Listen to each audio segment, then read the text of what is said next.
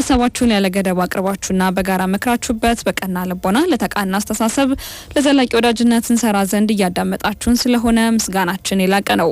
ለሀገራችን እድገት፣ ለህዝባችን መለወጥ፣ ለጋራ ማንነታችን ማበብ ሐሳብ አስፈላጊ ነው። በተለይም ደግሞ የላቀ ሐሳብ ለኢትዮጵያ ያስፈልጋታል። ይህንን ሐሳብ ደግሞ እናሳፍርላችኋለን። መናኸሪያ የሐሳባችሁ መነሻ የሐሳባችሁ መዳረሻ ነውና ያዳመጣችሁን አብራችሁን ሆኑ። መሀሌት ሙጌታ ማረፊያ ምሽቱን እየመራው ከእናንተ ጋር ቆይታ ሳደርግ አዜብ እንዳለ ደግሞ በቴክኒክ ቁጥጥሩ አብራኝ ቆይታ ታደርጋለች። ቀዳሚ የማደርገው የፍትህ ዜናዎቻችንን ነው።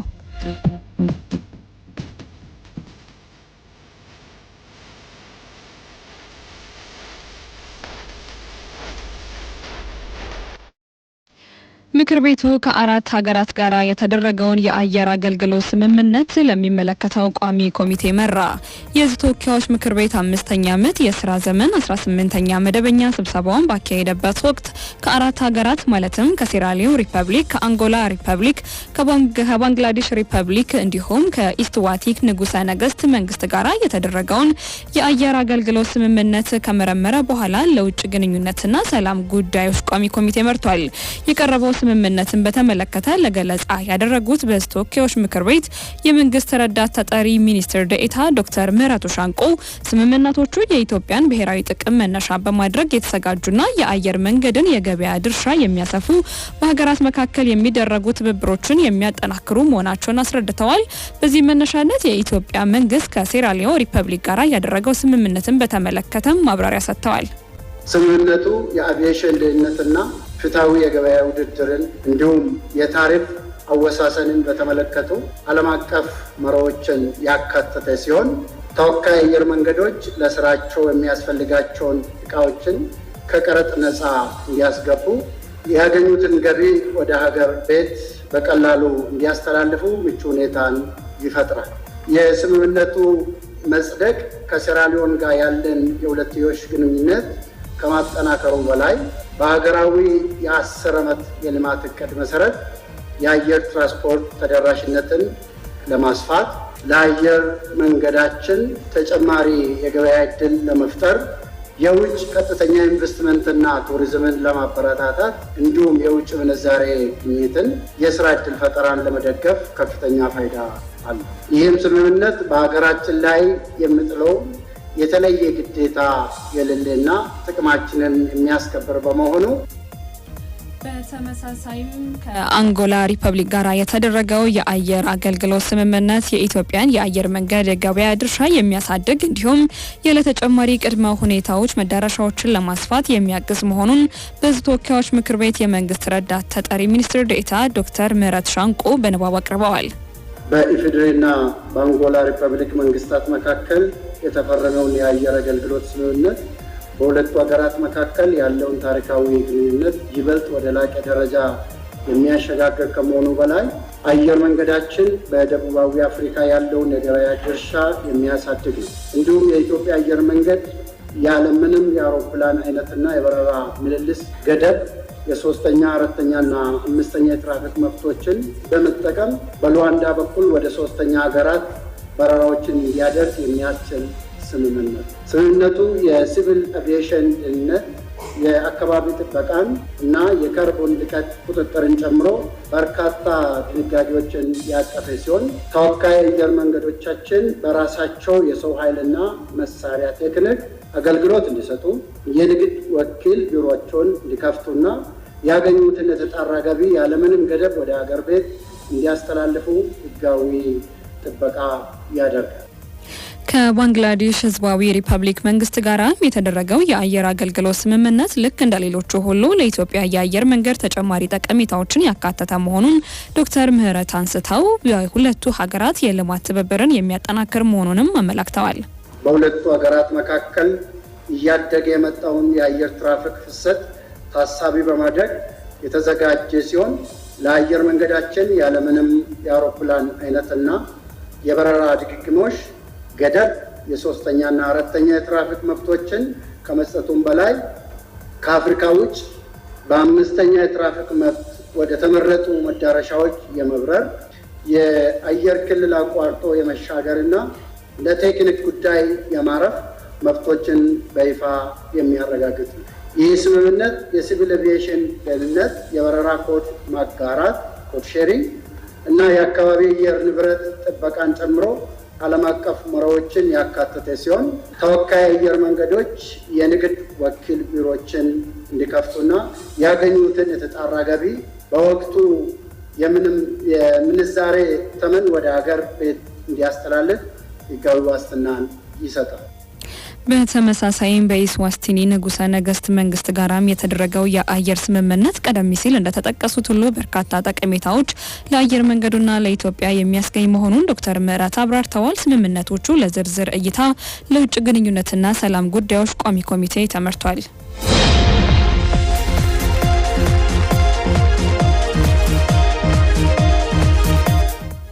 በተያያዥም ምክር ቤቱ የወይዘሮ ብሌን ማሞ የኢትዮጵያ ፕሬስ ድርጅት የቦርድ ሰብሳቢነት ሹመትን አጽድቋል።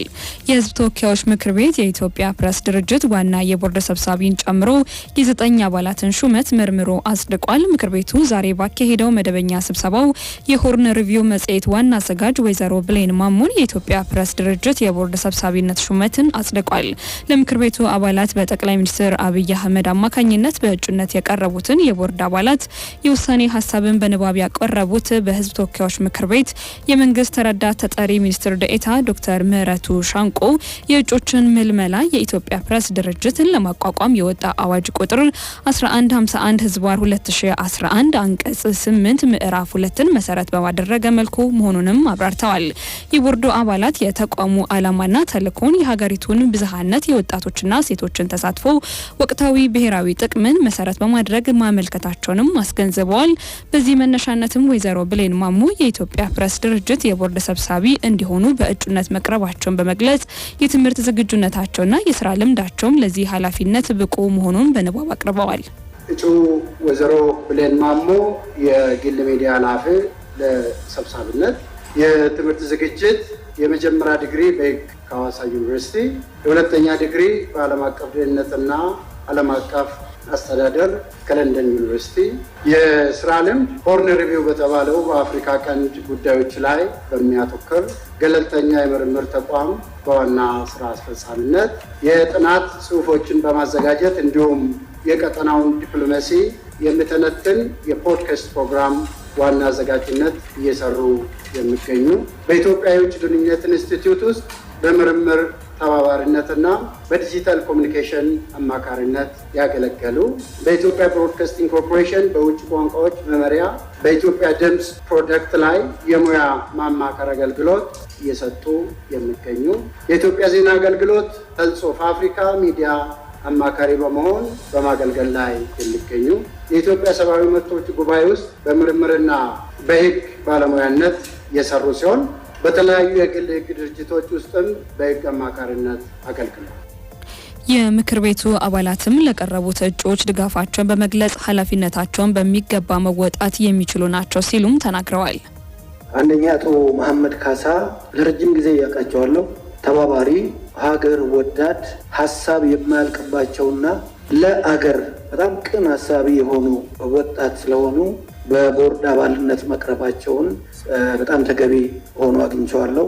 ሁለተኛው አቶ ሀፍታይ ገብረ እግዚአብሔር የአዲስ አበባ ዩኒቨርሲቲ የስነ ልሳን መምህር ሆነው ነው ማውቃቸው። ከዚያ በኋላ በተለያዩ ኃላፊነቶች ከታሪካቸው እንደሰማ ነው አገር ወዳድ፣ ጠንካራ አቋም ያላቸው ኢትዮጵያዊ በመሆናቸው እሳቸውም እዚህ በእጩነት መቅረብ ተገቢ ነው የሚል እምነት አለኝ።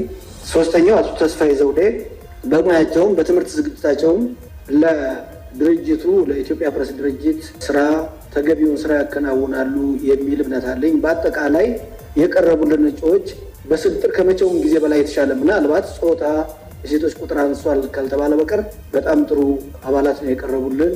ፈዲላ ብያን ብንወስድ ጠንካራ በኮሚኒኬሽን ስራ በተግባር ስራቸውን የሚያስመሰክር ስለሆነ አንድ በቅርብም ስለማወቃቸው ለማለት ነው። ሌላው አቶ ተስፋዬ በኢትዮጵያ አርቲፊሻል ኢንስቲትዩት ጠንካራ አንደኛ ተቋሙን በኮሚኒኬሽን ዘርፍ እውቅና እንዲያገኝ ካደረጉት ሰዎች አንዱ ጠንካራ መሆኑን በደንብ በቅርበትም ስለማቅ በአጠቃላይ የቀረቡት እጩዎች ለዚህ ስራ የሚመጥኑ ስለሆነ ከበረው ምክር ቤት ተቀበሏቸው ብናጸድቅ የሚል ተጨማሪ ሀሳብ ለማስጠት የኢትዮጵያ ፕሬስ ድርጅት የቦርድ አባላት ሹመትን በተመለከተ የቀረበው የውሳኔ ሀሳብ ውሳኔ ቁጥር 10/2018 በመሆን በአንድ ድምፅ ተአቅቦ ጸድቋል። በዚህም መሰረት ወይዘሮ ብሌን ማሞ የቦርድ ሰብሳቢ እንዲሁም ፌዲላ በያ፣ ተስፋዬ ዘውዱ፣ መሐመድ ካሳ፣ አፈወርቅ በደዌ፣ አስማረ ረዲ፣ ዮናስ በቀለ፣ ሀፍቴ ገብረ እግዚአብሔርና ዶክተር ኢሳያስ ካሳ አባል በመሆን ተሹመዋል።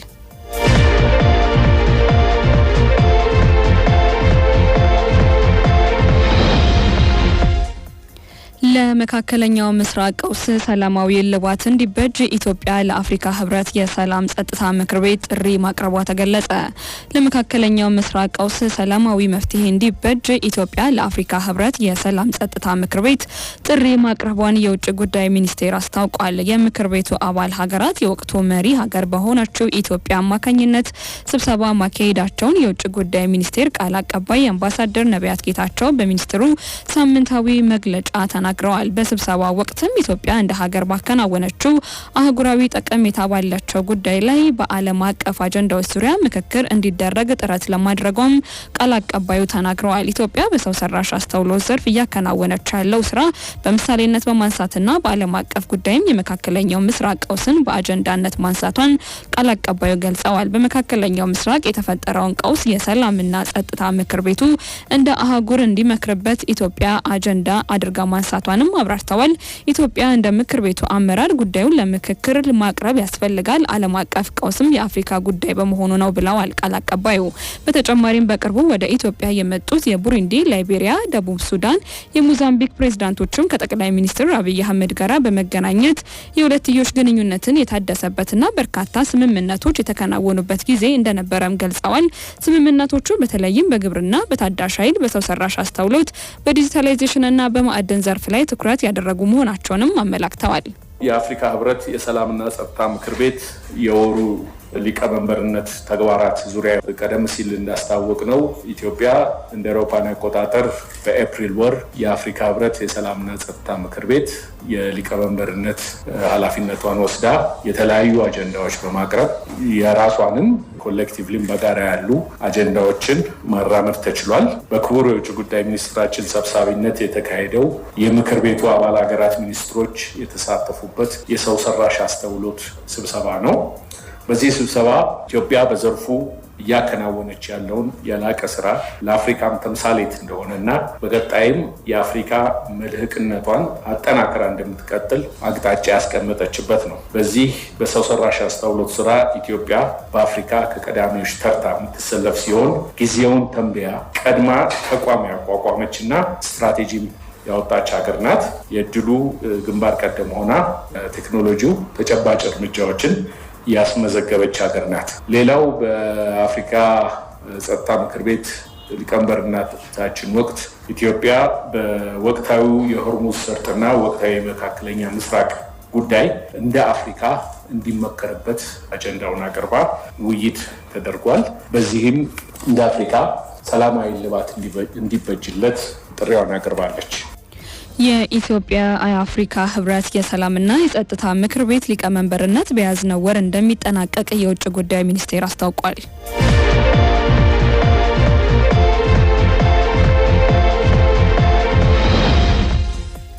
ከ5 ሚሊዮን ብር በላይ ግምት ያላቸው የመንገድ መሰረተ ልማቶች ጉዳት እንደደረሰባቸው ተገለጸ። የአዲስ አበባ ትራፊክ ማኔጅመንት ባለስልጣን የከተማዋን የትራፊክ እንቅስቃሴ የተሳለጠና ደህንነቱ የተጠበቀ ለማድረግ በመንገዶች ላይ የመሰረተ ልማቶችን እየገነባ ቢሆንም ከፍተኛ ጉዳት እየደረሰባቸው እንደሆነ ባለስልጣኑ ለመናኸሪያ ሬዲዮ አስታውቋል።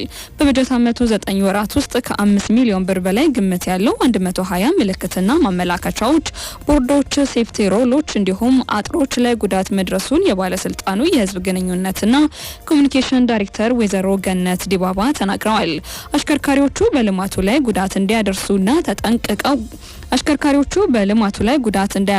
ተጠንቅቀው እንዲያሽከረክሩ በየጊዜው ትምህርት እንደሚሰጥና ጉዳት ሲያደርሱ መሰረተ ልማቶቹ የተገነቡበትን ወጪ እንዲከፍሉ እንደሚደረግ ዳይሬክተሩ አንስተው የሚከፍሉት በወቅቱ የገበያ ዋጋ ስለሆነ አሽከርካሪዎች በመሰረተ ልማቶች ላይ ጉዳት እንዳያደርሱ ጥንቃቄ እንዲያደርጉ ገልጸዋል። ባለፉት 9 ወራት ውስጥ በተደረገው ኦዲት እንግዲህ 120 ምልክትና ማመላከቻዎች፣ ቦላርዶች፣ ሴፍቲ ሮለሮች፣ አጥሮች እነዚህ የመሳሰሉት በሙሉ ጉዳት ደርሶባቸዋል።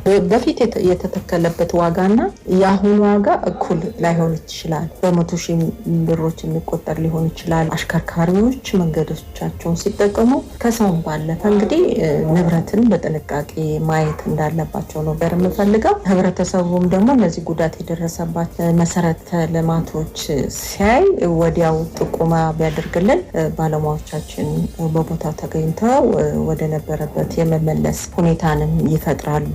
ህብረተሰቡም በ696 ነፃ የስልክ ጥሪ እንዲሁ ቢጠቁሙን በዚህ አጋጣሚ ጥሪ ማድረግ እፈልጋለሁ። በተጨማሪም በበጀት ዓመቱ 9 ወራት ውስጥ 9000 የሞተር ብስክሌት አሽከርካሪዎች በሞተራቸው ላይ ጂፒኤስ እንዲገጠሙ ማድረጋቸውን ወይዘሮ ገነት ጠቅሰው የጭንቅላት ሄልሜት፣ የጭንቅላት ግጭት መከላከያ ወይም ሄልሜት ሳያደርጉ ወይም አድርገው ሳያስሩ አሊያም የጫኑት ሰው ማድረጉን ሳያረጋግጡ ሞተር ሳይክል ሲያሽከረክሩ የተገኙ 585 ሞተረኞች ላይም እርምጃ እንደተወሰደባቸው ገልጸዋል። ፈቃድ አግኝተው አገልግሎት የሚሰጡ በርካታ የሞተር አሽከርካሪዎች አሉ። ወደኛ ሲመጡ ደግሞ ያው ጂፒኤስ እንዲገጥሙ ይደረጋልና ወደ 9000 የሚደርሱ የሞተር አሽከርካሪዎች ሞተሮቻቸው ጂፒኤስ እንዲገጥሙ ተደርገዋል። እነሱ እንግዲህ ያው ሲንቀሳቀሱ የተለያዩ ጥፋቶችን ያጠፋሉ።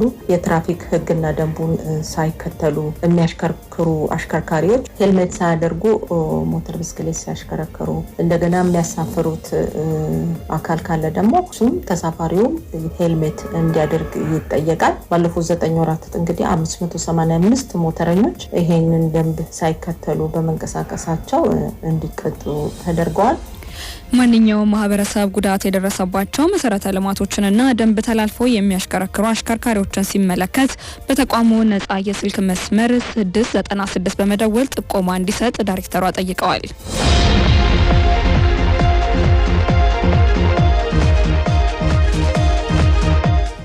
የተወደዳችሁ አድማጮቻችን የፍታ ዜናዎቻችን አሁንም እንደቀጠሉ ናቸው። ከባህር ማዶ ያገኘናቸው የፍታ ዜናዎቻችን ተሸጋገርን።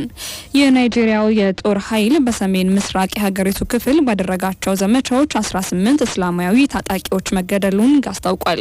በሰሜን ምስራቅ የሀገሪቱ ክፍል በሚገኙ ቦርኖ ግዛት የተደረጉ ዘመቻዎች በጸጥታ ኃይሎችና በመከላከያ ሰራዊት ቅንጅት የተደረገ ሲሆን ከእስላማዊ ታጣቂ ኃይሎች በተጨማሪም የወንብድና ቡድኖችንም ኢላማ መደረጋቸውን የተገለጸው የሀገሪቱ መከላከያ ሰራዊት ትላንት ባወጣው መግለጫ እንዳስታወቀው ቢያንስ 18 ታጣቂዎች የተገደሉበት እንቅስቃሴ በሰሜን ምስራቅ የናይጄሪያ ክፍል ያሉትን ታጣቂዎችና ሰርጎ ገቦችን ለመደምሰስ የተዘጋጀ ዘመቻ እንደሆነ ተናግረዋል።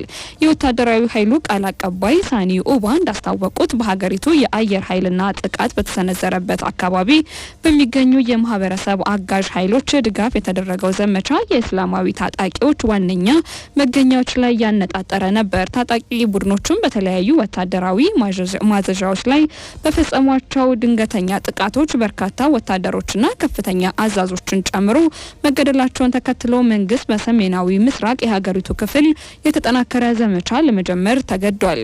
የመንግስት የሚፈጸመው ጥቃት ተጠናክሮ እንደሚቀጥል ያስታወቀው የወታደራዊ ኃይሉ ቃል አቀባይ በተለይ የአየር ኃይል እገዛ ዘመቻውን ውጤታማ እንዳደረገውም አስታውቋል ያለው የሮይተርስ ዘገባ ነው።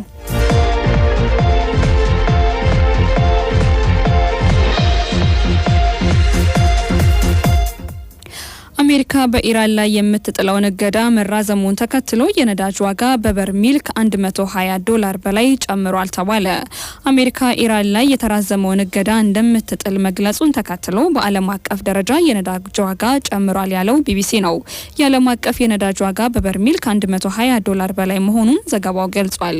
በዋይት ሀውስ የኃይል አምራቾች እንዲሁም ኃላፊዎች ከፕሬዝዳንት ዶናልድ ትራምፕ ጋራ ዓለም አቀፍ የዋጋ ንረቱ በአሜሪካ ሸማቾች ላይ የሚያደርሰውን ጫና እንዴት መገደብ እንደሚቻል መምከራቸውም ተገልጿል።